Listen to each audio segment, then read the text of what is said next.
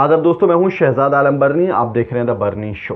आज हम अपने शो में जो मुद्दा लेकर के आए वो मुद्दा है साध्वी प्रज्ञा ठाकुर के अंधा होने की सच्चाई। क्या वाकई में बीजेपी सांसद साध्वी प्रज्ञा ठाकुर पूरी तरह से अंधी हो चुकी है? क्योंकि इसको लेकर के सोशल मीडिया पर कई सारी चीजें सामने आई। इस तरह की कई सारी खबरें देखने को मिली जिसमें यह कहा गया कि साध्वी प्रज्ञा सिंह ठाकुर पूरी तरह से अंधी हो चुकी है। लेकिन जब इसकी पड़ताल की गई तो पता चला कि वो पूरी तरह से अंधी नहीं हुई हैं। दरअसल मामला था अंतर्राष्ट्रीय योग दिवस का, जब वो भोपाल के अंदर भाजपा के कार्यालय पे जनता को संबोधित कर रही थी। ऐसे में उन्हें चक्कर आ गया और वो चक्कर खा करके गिर पड़ी। उसके बाद उन्हें कार्यालय से बाहर ले जाया गया। उसके बाद उनको होश में लाया गया और तो पता चला कि उनकी तबीयत खराब हो गई थी। लेकिन उसके पीछे की एक साथ में एक वजह भी बताई गई। योग दिवस के मौके पर जब उन्होंने जनता को संबोधित किया तो उन्होंने कहा कि उन्हें अपनी बाईं आंख से पूरी तरह से दिखना बंद हो गया है। यानी कि जो साध्वी प्रज्ञा सिंह ठाकुर की बाईं आंख है उससे अब उन्हें किसी भी तरह से दिखाई नहीं दे रहा है। साध्वी प्रज्ञा ठाकुर दरअसल बीजेपी की सांसद हैं। मध्य प्रदेश के भोपाल से चुनाव लड़ी थी। 2019 के इलेक्शन में जमानत पर छूटी थी। 2008 के मालेगांव ब्लास्ट की आरोपी हैं।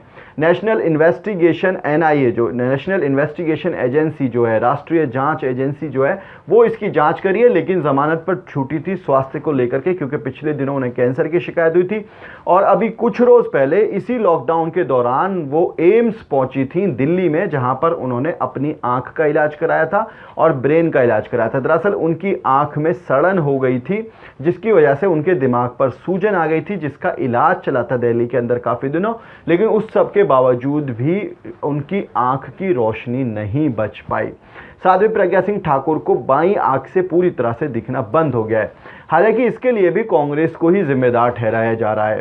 साध्वी प्रज्ञा ठाकुर ने अंतर्राष्ट्रीय योग दिवस के मौके पर जब जनता को संबोधित किया भोपाल के अंदर, तो उन्होंने कहा कि उनकी आंख की रोशनी जाने की वजह कांग्रेस के द्वारा दी गई यातनाएं हैं। यातना कहते हैं उर्दू ज़बान में, कहते हैं बद्दुआएं, जिसे हम कहते हैं उर्दू ज़बान में यातनाएं, उसको हिंदी भाषा में कहा जाता है। तो उन्होंने कहा कि उनकी आंख की रोशनी जाने के पीछे भी अगर कोई जिम्मेदार है तो वो है कांग्रेस। उन्होंने मुझे लगातार यातनाएं दी हैं जिसकी वजह से मेरा आज हाल ऐसा हो गया है।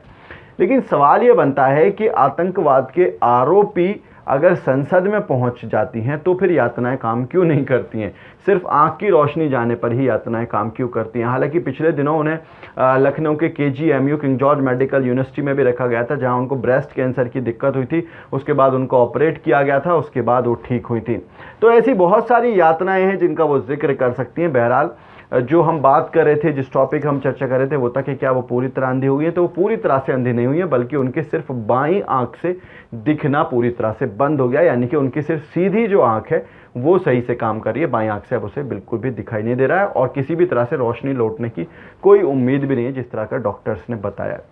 आप इस पूरे मामले को किस तरह से देखते हैं? क्या वाकई में कांग्रेस की यातनाओं की वजह से साध्वी प्रज्ञा ठाकुर की रोशनी गई है या फिर कोई और वजह है? कहते हैं कर्मा सामने आता है, ये भी एक बात हो सकती है। बहरहाल आप इस पूरे मामले को किस तरह से देखते हैं? अपनी राय ज़रूर बताएं। वीडियो के नीचे कमेंट बॉक्स है, उस कमेंट बॉक्स में जाएं, जाकर के अपनी राय में ज़रूर बताएं। आज के इस एपिसोड में इतना ही। हमारी आपसे रिक्वेस्ट है कि इस वीडियो को शेयर ज़रूर करें और हमारे चैनल को सब्सक्राइब ज़रूर करें।